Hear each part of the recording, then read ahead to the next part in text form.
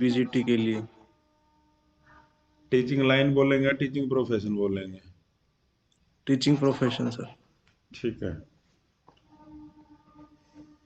ये बताइए सर, जैसे एक होता है फॉर्मल एजुकेशन, यस सर। एक होता है इनफॉर्मल एजुकेशन, क्या अंतर होता है फॉर्मल और इनफॉर्मल में?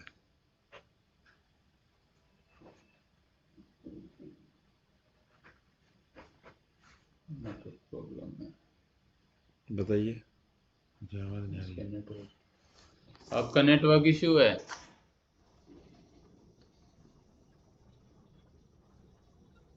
आवाज नहीं आ रही थी सर आपकी। मैं कह रहा सर, फॉर्मल एजुकेशन और इनफॉर्मल एजुकेशन में अंतर बताइए आप मेरे को।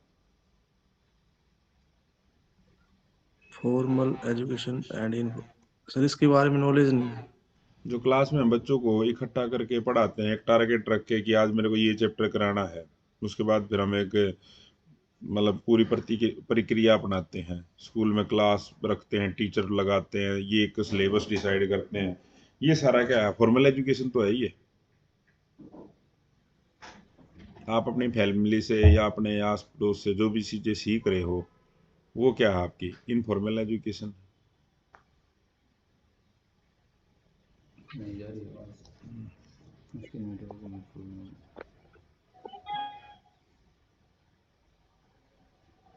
नेट खत्म हो गया शायद आपका।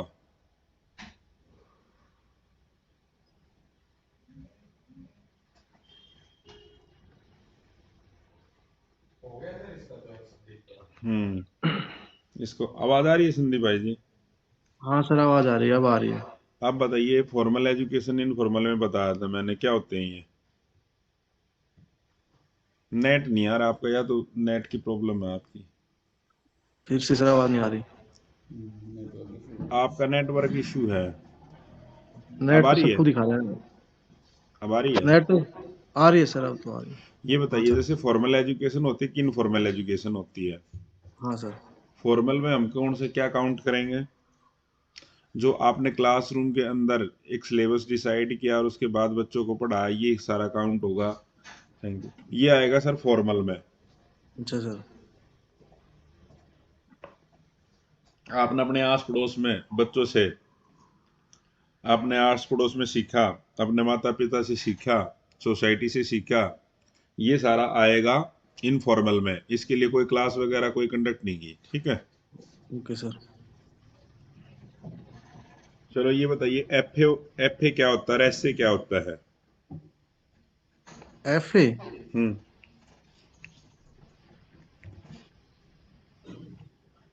एफ ए और एस सी का भी नहीं पता सर मुझे।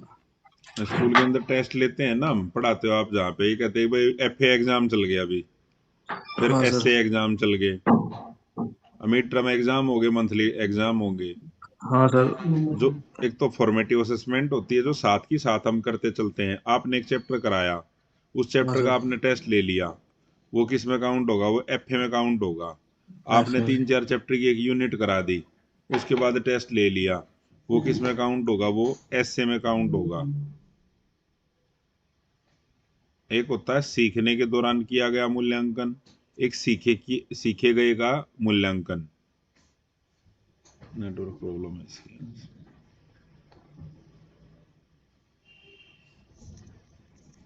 हाँ। आ रही है आवाज सर? हाँ सर। मैं ये कहता हूँ, तो सीखे गए का मूल्यांकन होता है, और एक सीखने के दौरान मूल्यांकन। ठीक है? हाँ सर। चलो, तो इनको आप एक देखना, आईसीटी है जो,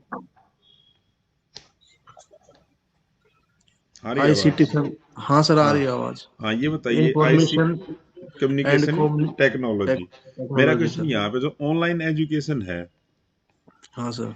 ये फीमेल एजुकेशन को किस तरह से आगे बढ़ा रही है? सर जैसे फीमेल होते हैं तो जनरली हमारे समाज में ये सोच होती है कि लड़कियां पढ़ने के लिए थोड़ा, हम्म। लड़कियों के प्रति समाज में अलग सोच होती है sir.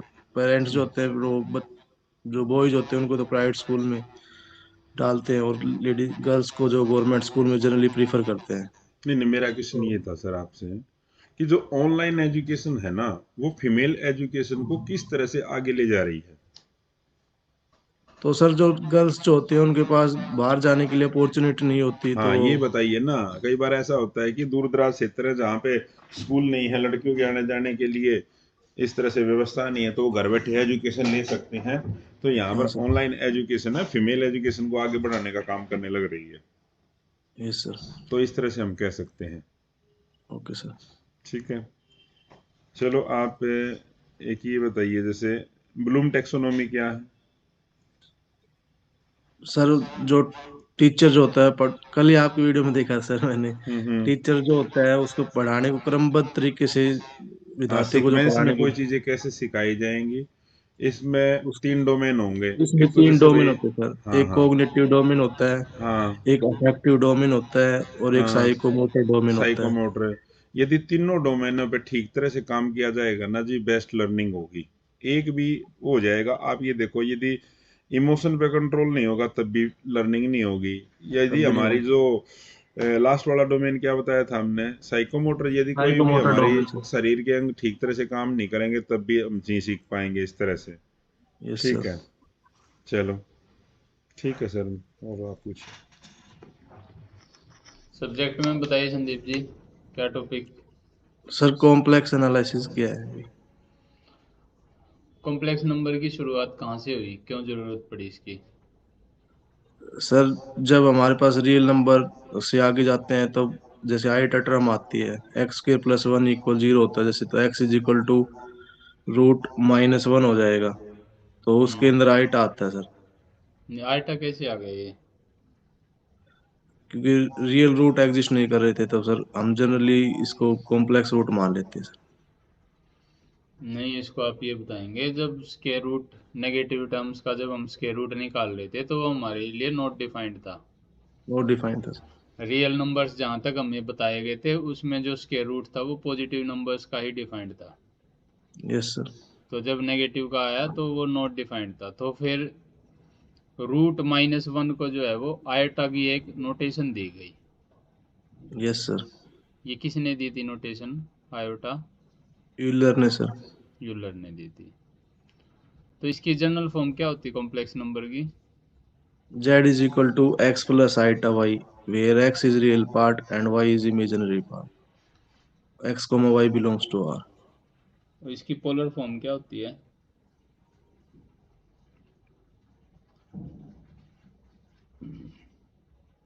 Z equal r e की power iota theta sir. Graphically इसको कैसे बताएंगे हम, पोलर फॉर्म को?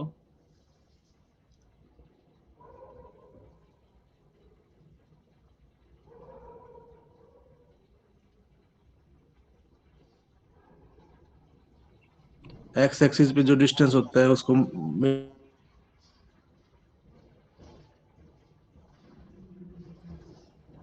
करेंगे वहां पे, और वाई एक्सिस वाले को, तो एक पॉइंट आएगा सर वहां पे निकल के, और ओरिजिन से और उस पॉइंट की डिस्टेंस जो होता है वो आर होता है, root x square plus y square sir. और जो एंगल थीटा होता है उसको आर्गुमेंट या ऑगमेंट थीटा बोलते हैं सर। तो इसमें x is equal to r cos theta और y is equal to r sine theta लेके सर, फिर r square is equal to x square plus y square होता है, तब r is equal to root x square plus y square होता है।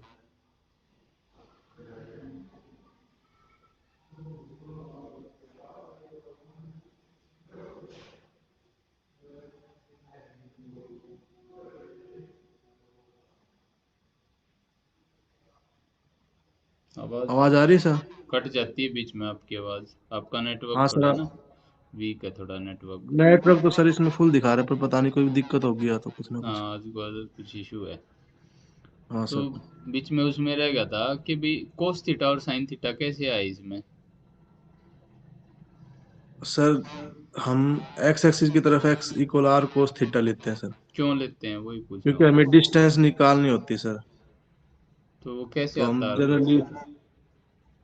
Generally उसको sir x is equal to r cos theta मानते हैं, और y equal r sine theta, तब r root x square plus y square होता है जो डिस्टेंस होता है सर उनके बीच में।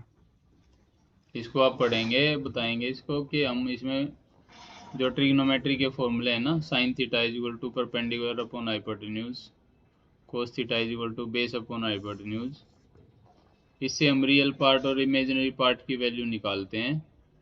तो रियल पार्ट की जो वैल्यू आर कोस थीटा आती है, इमेजिनरी पार्ट की वैल्यू आर साइन थीटा आती है, उन फॉर्मूलों से, ट्रिग्नोमेट्रिक फॉर्मूलों का यूज करके। कनेक्शन अब भी आपका वीक है, मेरी बात आप तक नहीं पहुंच रही है।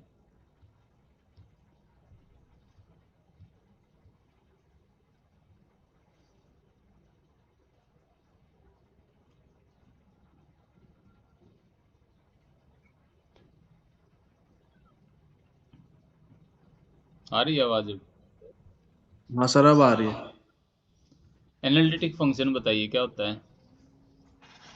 A function F Z is equal to uxy plus iota vxy of x and y is said to be analytic at point z naught if it is differentiable in some neighborhood of z naught sir. और उस Z note पे क्या है? उस पे differentiable है? z naught पे differentiable नहीं है, उसके नेबरहुड में डिफरेंशिएबल है। ये आपने एक पॉइंट पे फंक्शन की डेफिनेशन बताई है, analytic function at A point है। हाँ सर। अब एक डोमेन में बताइए, analytic in a domain.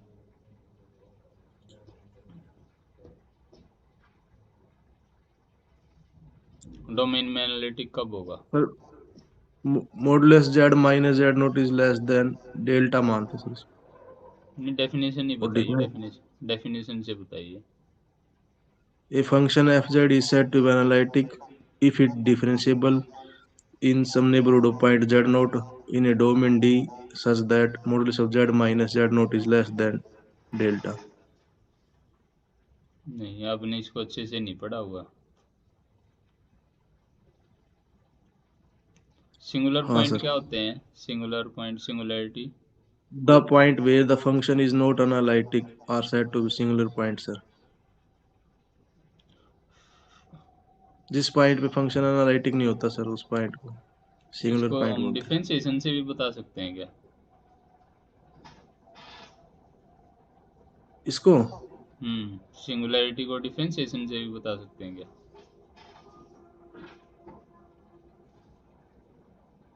Differentiation से भी बता सकते हैं सर, क्या बताएंगे? क्योंकि फंक्शन डिफरेंशिएबल होता है सर।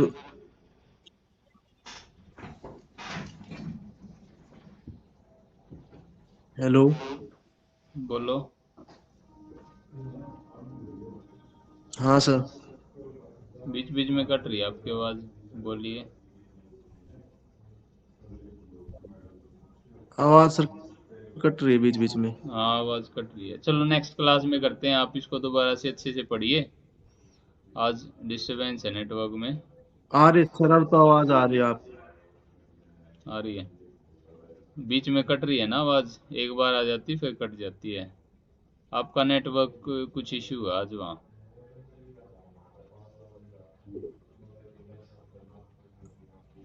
सर एक बार लिंक दोबारा भेज दो, या तो आवाज नहीं आ रही। अब नेक्स्ट का टाइम हो रहा है और वेट कर रहा है दूसरा बच्चा।